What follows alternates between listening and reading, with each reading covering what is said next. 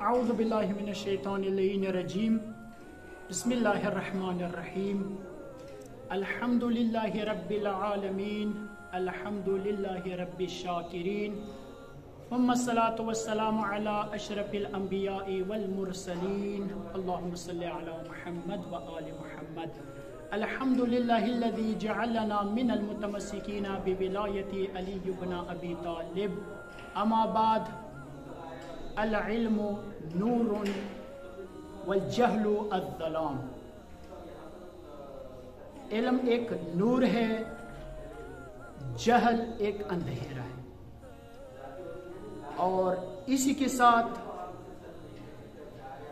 अंग्रेजी ज़बान में, इंग्लिश ज़बान में एक जुमला है जो इल्म के साथ मरबूत है। वो जुमला ये है, knowledge is a light and confusion is darkness.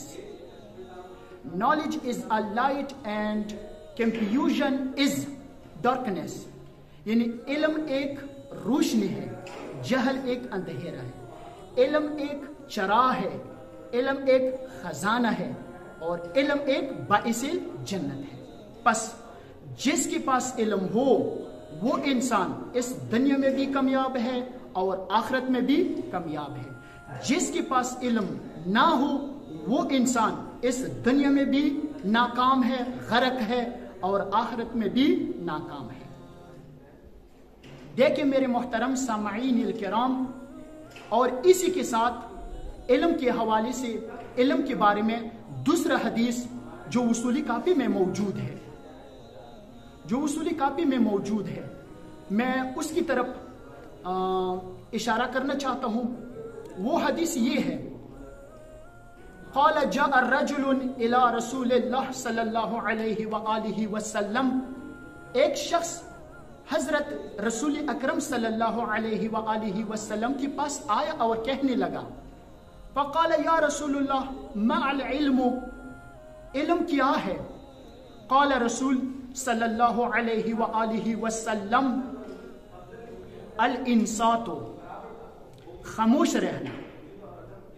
क़ाल सुम्मा मा, फिर उस शख्स ने सुकूत इख्तियार किया। फरमाया फिर क्या?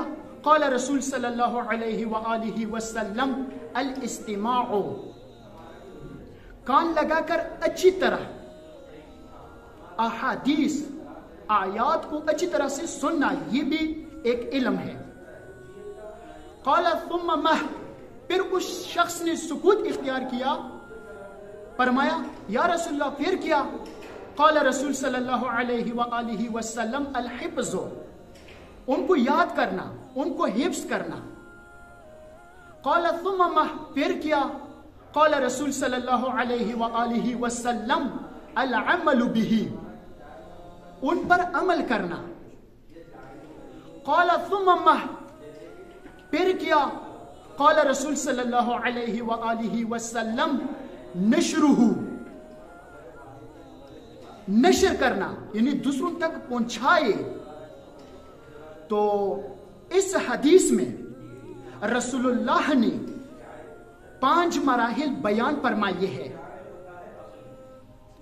पहला मरहला, उन 5 मराहिल में से जो पहला मरहला है वो खामोशी, दूसरा जो मरहला है कान लगाकर अच्छी तरह से हदीस आयात को सुनना, और तीसरा जो मरहला है उनको याद करना, और चौथा जो मरहला है उस पर अमल करना, और पांचवा जो मरहला है यानी दूसरों तक पहुंचा दे।